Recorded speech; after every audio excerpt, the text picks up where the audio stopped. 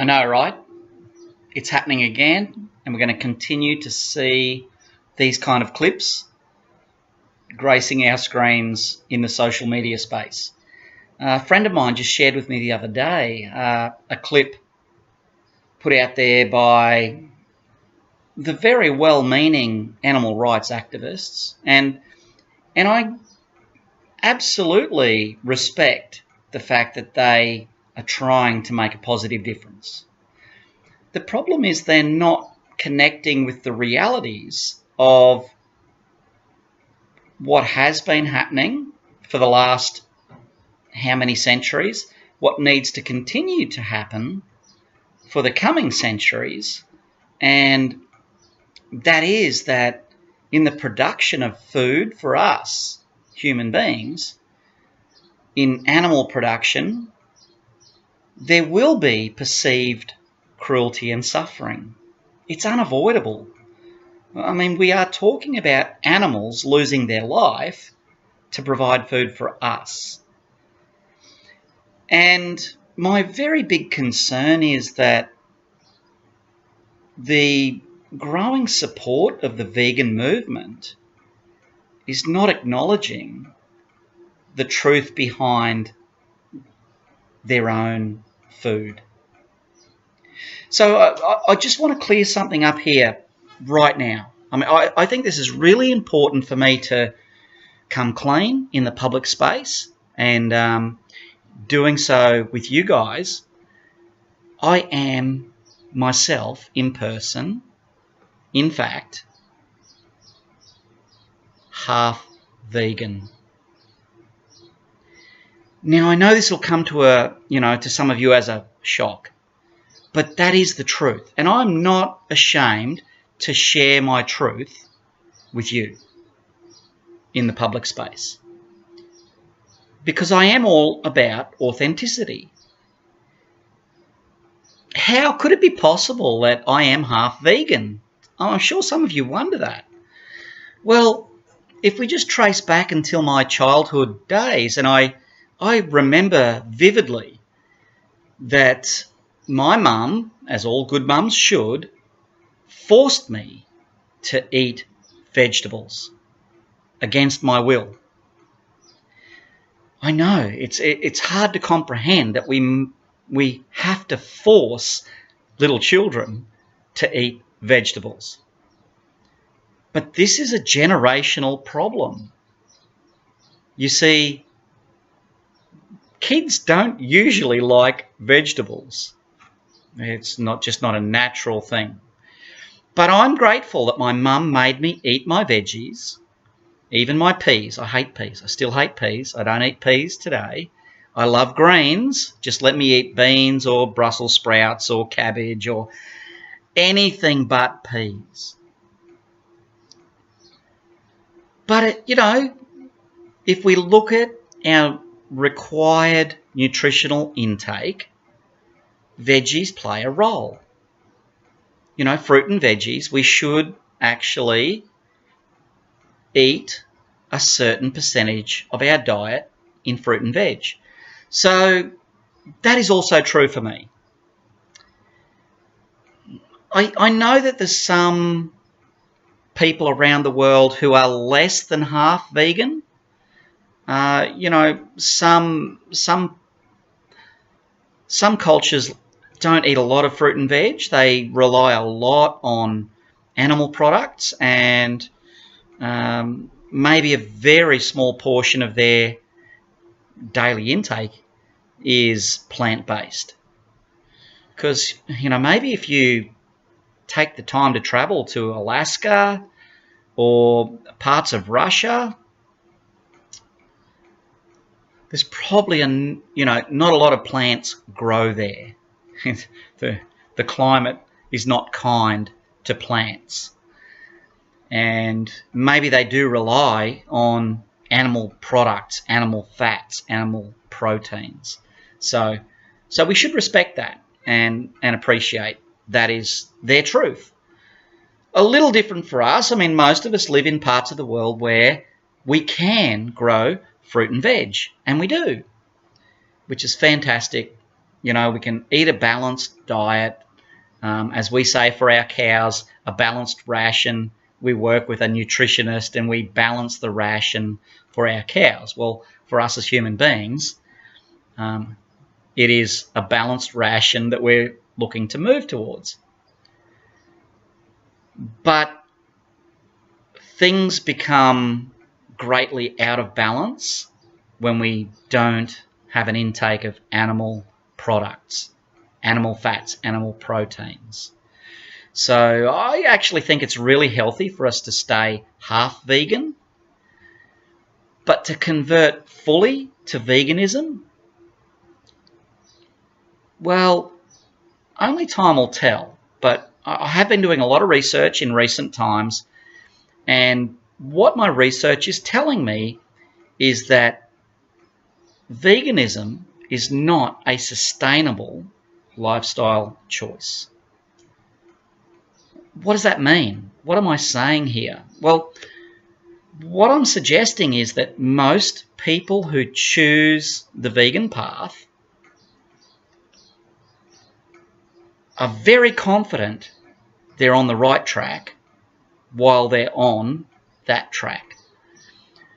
But what is happening over time is that they are not able to sustain or maintain that choice. They do reform back to normal human existence. And a part of that is the consumption of animal products, fats and proteins. So, you know, we have to weigh things up. I know that some people feel very strongly about their choices, and while they are in that phase of their life, they will try and convert everybody else to their choices. It's just that it's not sustainable. It's not lasting long term.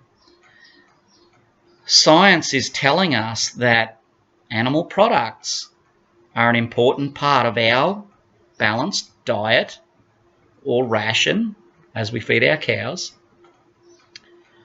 And as humans, you know, we need a balanced diet. We need to keep our level of health and our level of nutritional intake on the balance. So it is really interesting times. You know, I see and hear everything that's happening around me. I pay attention to it. I do acknowledge the place from which it's coming. I do accept that vegans want for the rest of us, the other 99% of global population, because vegans are 1% of the global population. But I seriously do respect that they want the rest of us to make conscious choices, and I think it's important that we do. I really think it's important that we do. Part of the reality of making a conscious choice is to not watch social media and believe blindly that that is the truth. Because what the vegan movement is doing very cleverly is they are highlighting animal cruelty and saying that is the norm to all of you, whoever's prepared to listen to that story. The truth is that animal cruelty on farms, of which I'm a part of, my family farm, we've been operating now for over 80 years on this property and milking cows, producing milk. And the truth is that animal cruelty is no more part of the norm on a farm than human cruelty is part of our civilization if you were to watch the 6 o'clock news every night and make the assumption that that is the way all humans treat all other humans, is that really right? I mean, the world I live in, I just don't see those sort of atrocities against other human beings on a mass scale. You know, it's just isolated incidents, very isolated. And I think that is also true of farming and animal agriculture. The clip that was shared with me just the other day, I found it quite interesting. They were upfront in acknowledging that they had planted hidden cameras on a farm. And if you'd just like to take a moment and think about what we might uncover if we were to plant hidden cameras in the average household. Is it possible we might be exposed to what is perceived as abuse against other people? Because parents can get frustrated with their children, right? Because kids don't always behave themselves. Maybe we would see some things on those hidden cameras that we might not appreciate or accept.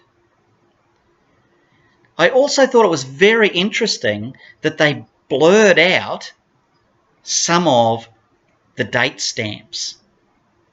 So they were using video footage that actually was running a timeline, except they only showed the timeline that was convenient. Why would you do that? I just question why. Was that video footage not really relevant to the story they were telling? Because it was old footage? I'm just asking the question as an observer. It was also interesting to me that a lot of what they showed on that clip, I could actually get rid of their commentary and give you my commentary as a farmer. I mean, one of the things I love these days, I'm still old school and I like to get DVDs, you know, and watch movies on DVD, not just download them online. And most of the DVDs, most of the movies these days have the director giving a commentary on what they were doing and why they were doing it. And I find that fascinating. I like to watch my favourites back and listen to that commentary. And so what you often hear in these clips that are shared online is a commentary by people who want to slant you in a certain direction rather than a commentary about what is happening, why it's happening, and an explanation, in all honesty, about what happens on farm and why these things happen. Wouldn't that be a novel idea, that we could actually get to hear an insight from the people who live on the farm with the animals, explaining exactly what you're watching and why it's unfolding the way it is? I don't want to be biased in any direction here. I don't want to slant you towards my beliefs because I think they're right.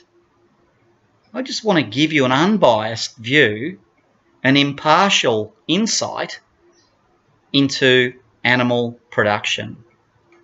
Because whether you like it or not, whether the vegan movement like it or not, whether the well-meaning animal welfare rights groups like it or not, animal production is a critical part of our survival as human beings. It's been a part of our life for many thousands of years, not decades, not centuries, thousands of years. And I'm sure it will be just as important moving into our future in the coming thousands of years. Food for thought. Anyway, cheers guys. I'm going to let you go It's a lazy Sunday here. I'm just having a chat. Been out working on farm, picking up hay, doing the usual that us farmers do 7 days a week. The work doesn't really stop on a farm. Just had a break at lunchtime today. So happy to engage in conversation with anyone who chooses to have a chat to me. I have recorded this conversation because part of the problem in my little patch of the world is we regularly have very poor internet coverage, living a whole 1 hour from Brisbane here in Queensland, and I can't often do Facebook Lives because it pixelates and breaks up. So I'm just doing a little record here. I'll upload and share later, and hey, have a chat to me. Pick my brain. Nothing is off limits with me because I do tend to have an opinion on just about everything, as some people have already learned.